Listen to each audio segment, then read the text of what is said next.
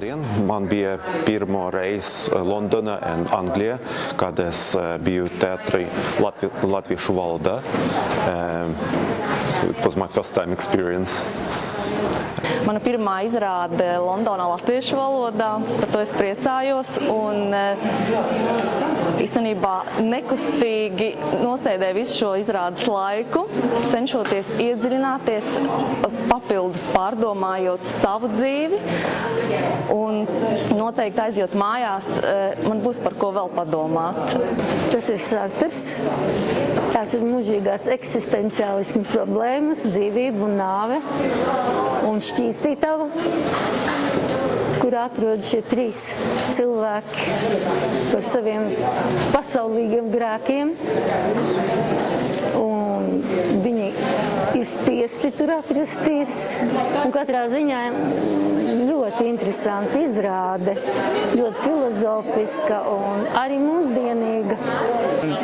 Mēs visi esam kaut kādos savos meklējumos, un tad tā liek padomāt.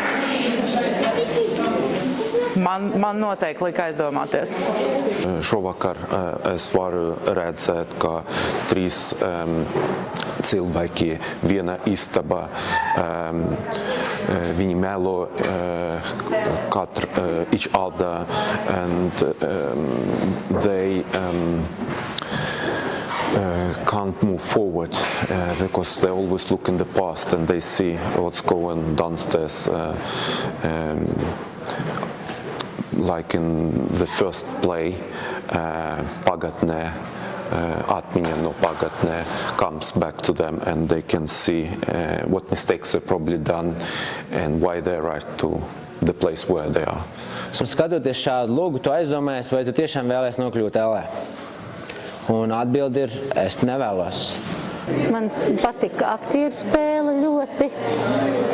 Režisors ir liels malacis. Es esmu redzējuši šīs teātra izrādes, gan sākot ar Čirp, gan ar Laimīgo Blumentāli, un tagad šī izrāde.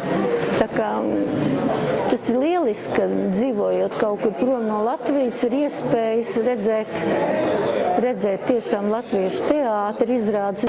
Latvietim neesot Latvijā, šī ir lieliski iespēja kaut ko tādu redzēt.